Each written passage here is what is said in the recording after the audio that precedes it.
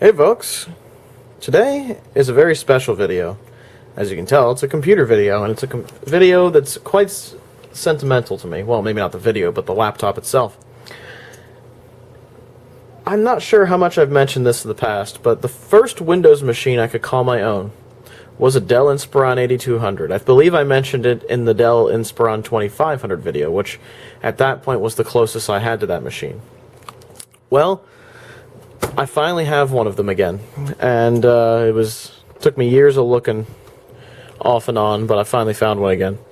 A Dell Inspiron 8200. This is what was my first Windows machine to call my own.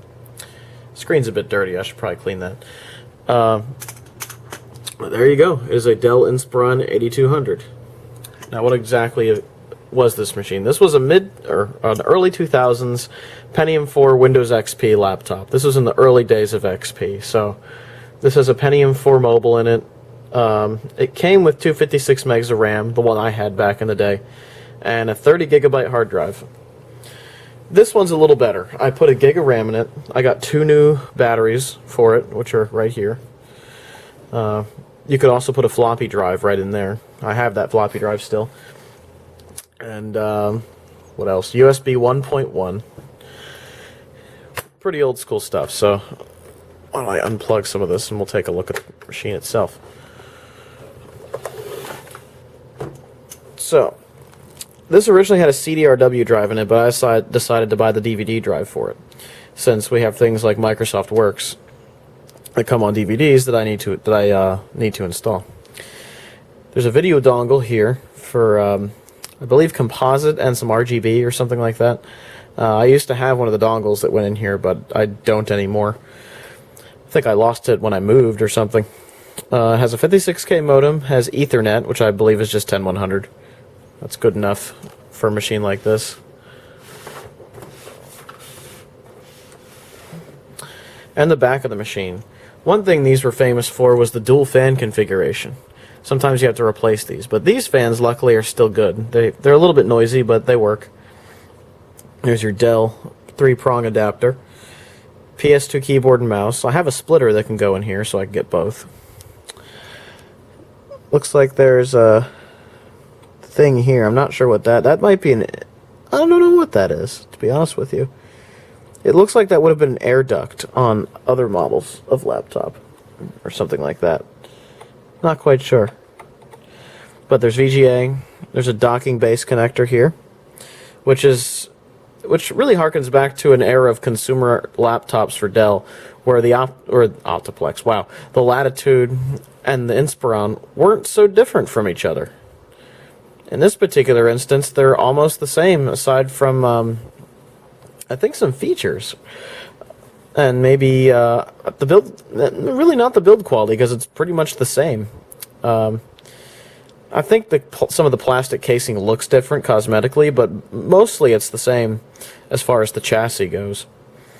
You get your parallel port, your serial port, USB 1.1 ports. You only get 2, since it was the early 2000s.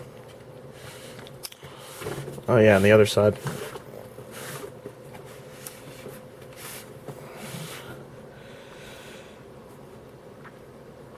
Of course, on this side you get your 2 PCMCIA slots, a full range of I/O for audio. This is something you'll never see anymore. They line in headphone and microphone. You get your 4-pin FireWire jack, or 1394. You get an infrared port, which is integrated with the hard drive caddy here. This, I'm not sure what that's for. I think that's for an option that might have... I don't know, man. It's for an option of some kind, I would assume.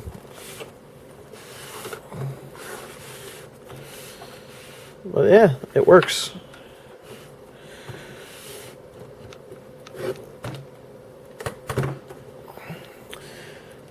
One thing about these laptops that was really nice is you get front bay batteries. I've replaced these with generic batteries, as the original Dell battery was screwed. These actually hold a charge. Both of them. There's another one on this side as well. Bought them from the same seller, since they both happen to be good. So this actually can function as a laptop, unlike some of my other vintage machines. Underneath this particular door, you have a slot here which I think is for a wireless card. It looks like it's an old like laptop PCI slot, and there's a little antenna thing here. So I would assume that a Wi-Fi card would go in there if it had the built-in Wi-Fi option. But I think back in those days, it was probably either wireless A or B, and was a very expensive option to boot as well. So for that reason, this laptop likely wasn't equipped with it out of the gate. The one I had when I was a kid, or well, in high school, I should say, freshman year of high school, didn't either. I had to use a PCMCIA card instead. I had a Linksys one, a Netgear one, and then eventually I got another Linksys one later on. Underneath here, we get the RAM, and I put a gig of RAM in here, Samsung RAM, so it's pretty good. And there's your modem card, which is plugged in there, and that's, well, as you'd expect for the 56K modem. This chip here looks an awful lot like a chip you'd see on a modem to me too, for some reason. It's the type of package it is, not necessarily what the chip actually is. And one thing I should note about this machine is that I replaced actually it didn't come with a hard drive to begin with, I don't believe. So I ended up putting a drive in it just to use it for a while. It was a 20 gig drive, which definitely wasn't big enough. And I eventually replaced that with a 60 gig drive, which is a lot better. A hell of a lot better. So yeah, that was a very positive upgrade. Now, the whole point of me getting this machine is preservation. This is one of my childhood machines. This is what I grew up learning and using Windows on, at least Windows XP anyway. I'd used 98 before that. But I really think that I did the most in the Windows XP era. And laptops like this really showed that for me. I used to do things like play Halo, go on the internet, talk to people on AIM, do schoolwork, you know, you name it. I did it on this machine. I got it from my mother back in the day because she got a PowerBook G4 to replace it. So I got to replace it. I got to use it. So, what's the keyboard like? It's pretty good on these, actually. It doesn't feel too bad. Fairly tactile. I know on the 2500 that I made a video of, it was absolutely awful. There was just zero tactility to it whatsoever. It was purely linear and it felt worn out. The trackpad on this looks pretty good. Normally you find these very worn out, especially when these come up on eBay. And it seems that often these days that Dell Inspiron 8200s really don't show up on eBay all that often. They seem to be getting rarer and rarer. And I think that's for a reason, because the Inspiron 8200 that I had back in the day had a failed display. It was either a failed display or a failed display cable, and I think it was probably the cable.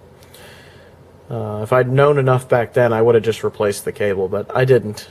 It was early days for me, so unfortunately I didn't keep that laptop, but I did find this one. Now, what operating systems did I run on this? That's where the story gets interesting. Back in the day, I was an operating system nut. I liked messing around with different ones and reinstalling them and installing them. This was around 2005, 2006 that I was doing all this. And to this day, I still like doing that with Linux distros and things like that. But back in the day, it was exploring Windows, because exploring Windows in a nerdy way was kind of new to me, other than using Virtual PC on Mac OS 9 and 10. So what I ended up doing on this machine was running it as Windows XP for a long time. Then I put Windows 2000 on it, and Windows 2000 was beautiful on this computer. If you want a Windows 2000 machine, some of these laptops from the early 2000s are some of the best for that. Pentium 3, Pentium 4 era laptops. I also ran the Windows Neptune beta on this thing as a main operating system back in like 2006 or something, and it ran great. It ran absolutely great. I was actually able to use it as a main OS for a while, but then I eventually moved it back to, I believe, 2000 or XP. The other thing I did with this is I tested the Windows Vista betas on it. I used to download those from nefarious places on the internet and throw them on this machine. And that was with 256 megs of RAM and a 30 gig drive, mind you. Probably not the best way to experience the Windows Vista betas. But the Windows Vista betas back then were good. This was back when it was still Longhorn for a while. So you had that nice black start button and just really nice changes. I remember when they switched... I remember in the betas when I downloaded one and they had changed that nice black start menu to the Windows... the circular Windows button type of thing, and I knew it was downhill from there. So I did a lot of my learning of computing on one of these, and that's why it's very sentimental to me. But these days, it's not a very special machine. Not super expensive or sought after. It seems to be rare, but not valuable. And to be honest, they shouldn't ever be valuable because these were consumer grade machines. You know, this was the $1,000 machine back in the day, if I recall correctly. You know, that was the big thing back in the early 2000s, was breaking the $1,000, was hitting the $1,000 mark for a good consumer laptop. Now, I don't believe this was the bottom barrel model. This is a 1.8 gigahertz Pentium 4. And it originally had 256 megs of RAM and 30 gig drive. So, I mean, I really don't know where that was in the lineup, but back then I think it was pretty good. So let's turn it on while I continue talking here. Now, what else did I do with this machine? Well, with XP, I usually kept XP on it because of the software that I ran. Games, IM programs, things like that. As you can see, this has been restored from its original CDs that I still have. Windows XP Service Pack 0, if you can believe it. So I used to play games like Halo on here, Gen Jocks for any of you that remember that.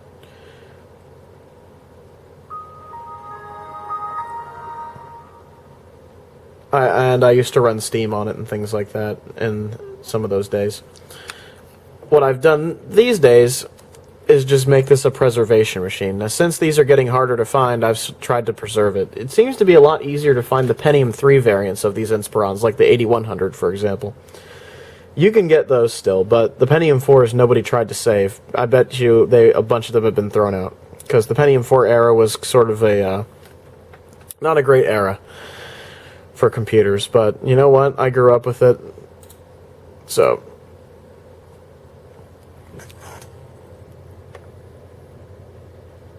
I don't know if you can see that. Pentium 4, 1.8 gigahertz, 1 gig of RAM. So, Windows XP Home Edition Service Pack 2002. What I've noticed is before Service Pack 1, Windows is extremely fast on here. Look at that. Very fast. There's Office XP running in there.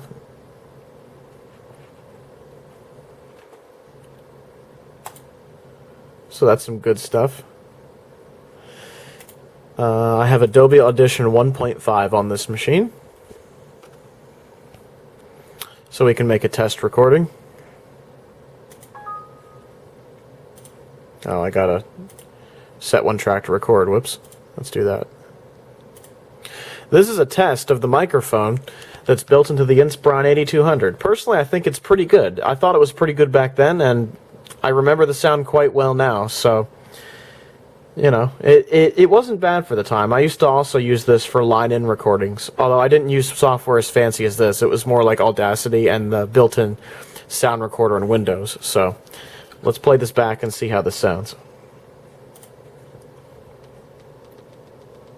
Alright, let's give this a playback. This is a test of the microphone that's built into the Inspiron 8200. Personally, I think it's pretty good. I thought it was pretty good back then, and I remember the sound quite well now, so, you know, it wasn't bad for the time. I used to also use this for line-in recordings, although I didn't use software as fancy as this. It was more like Audacity and the built-in sound recorder in Windows, so let's play this back and see how this sounds. Aside from that buzzing in the background, it sounds pretty good, actually. It has a nice, clear, distinctive microphone. You know, it would have been just fine for VoIP and Skype and things like that, you know, voice conferencing, things like that. The microphones on these were pretty good. And the fact that they had microphones back then, I think, was pretty good too, because not every computer I've had over the years, even from the mid-2000s, has had a built-in microphone. So there you go. What else do I have on here? I have Microsoft Money, which I haven't opened yet.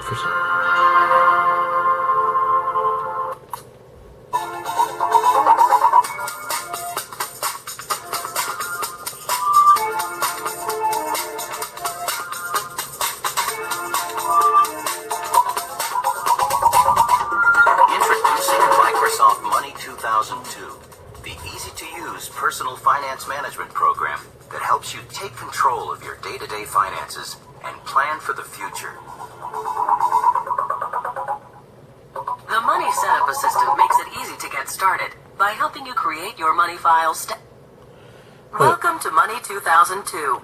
The Money Setup Assistant is the easiest way to build your money file and get started quickly. Answer a few questions, and Money will set up your online connection, accounts, paychecks, and bills. You can really see that Microsoft was definitely trying. Don't back up my stuff. Go away. So there's stuff like that. I don't have Halo on here at the moment because I can't find my CD key for it. Eventually I will. But there are also other games that'll run on here, such as Half-Life, of course. I'd have to have Half-Life on everything this old.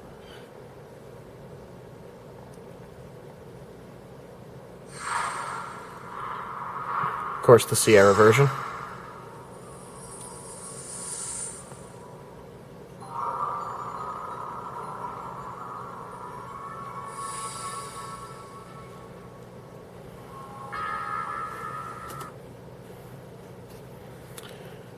How does it run the game?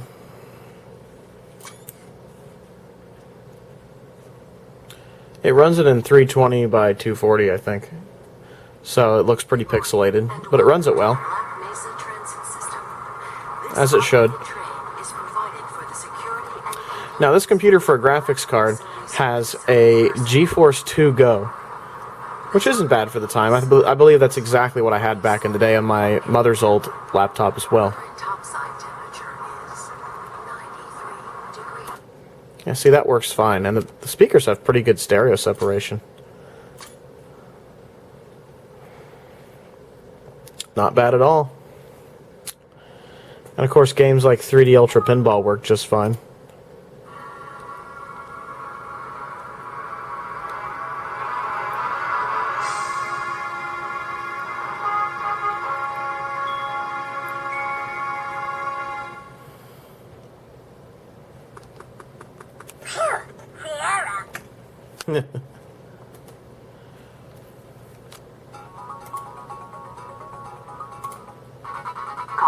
So I could play 3D Ultra Pinball on this.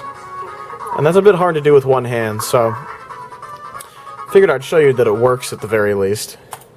Now, a lot of Windows 98 games, I've noticed, did not run well on XP. So at one point, as part of my operating system journey with this machine, I actually managed to get Windows ME running on here.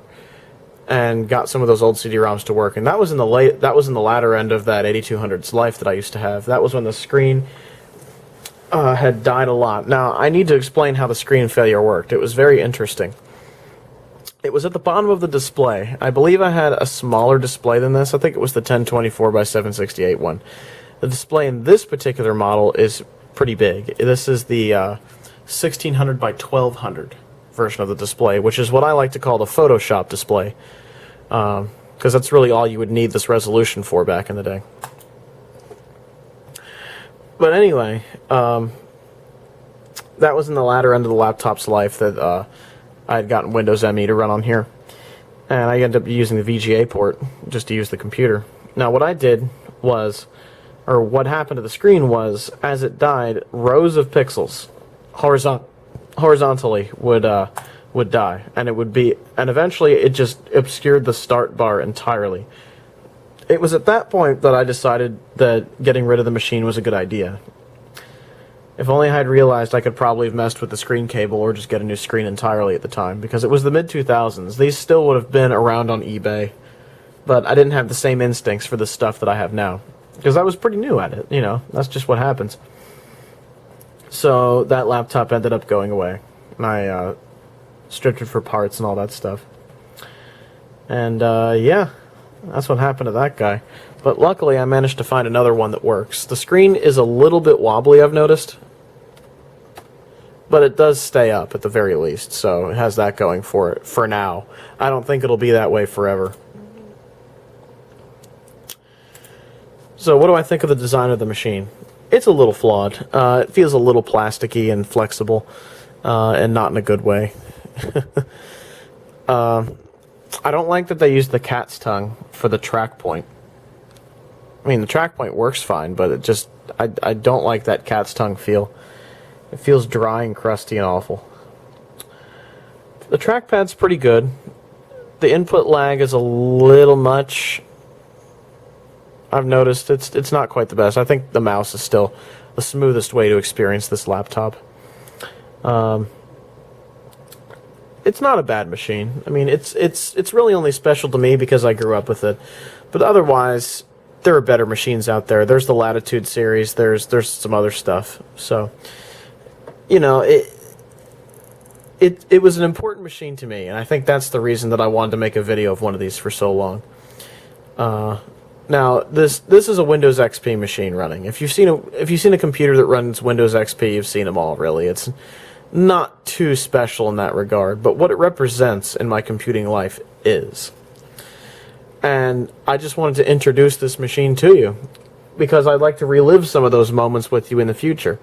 I have another drive that I can use in this machine that I want to put in here, and we're going to install things like Windows ME, Windows 2000, the Vista betas that I messed with as a kid, and we're going to take a look at how these run on this computer, obviously with better RAM now, and things like that, but nonetheless, we're going to take a look back and see what it was like to run those on a computer like this in those days. So I think that's where this computer is going to go as far as video work is concerned. Other than that, I just wanted to introduce this girl to you. She's a beaut. I'm glad I found it. I believe this was sold as a parts or repair machine because it did not have a hard drive in it.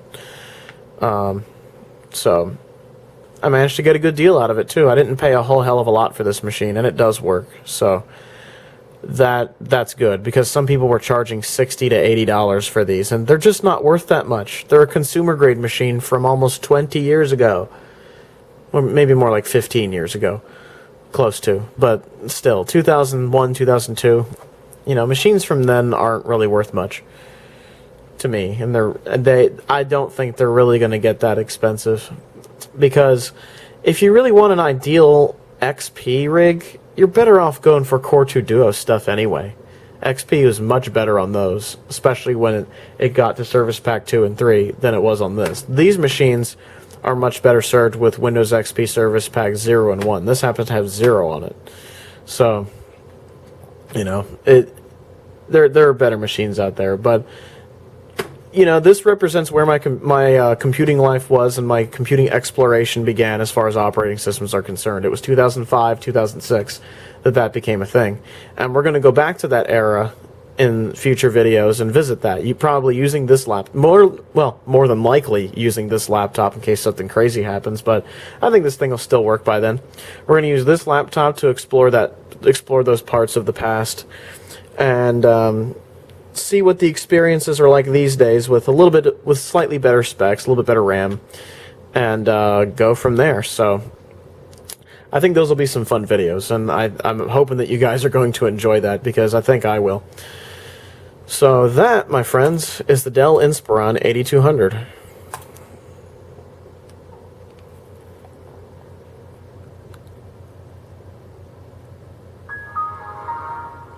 Quite an important stepping stone in my computing life. So, in the future, we'll definitely get to some action with this machine. And I'm also glad I managed to get the 1600 by 1200 screen. That's going to serve us very well when we test the Vista betas. That way, we aren't stuck with a 1024 by 768 screen where nothing will fit. So, the Photoshop resolution in this case is very helpful. So, cool beans, man. That is the Dell Inspiron 8200. That's my introduction to it, and we'll definitely get to some fun videos with this thing in the future. I hope you enjoyed this particular video, and have a good one, everybody. Ciao.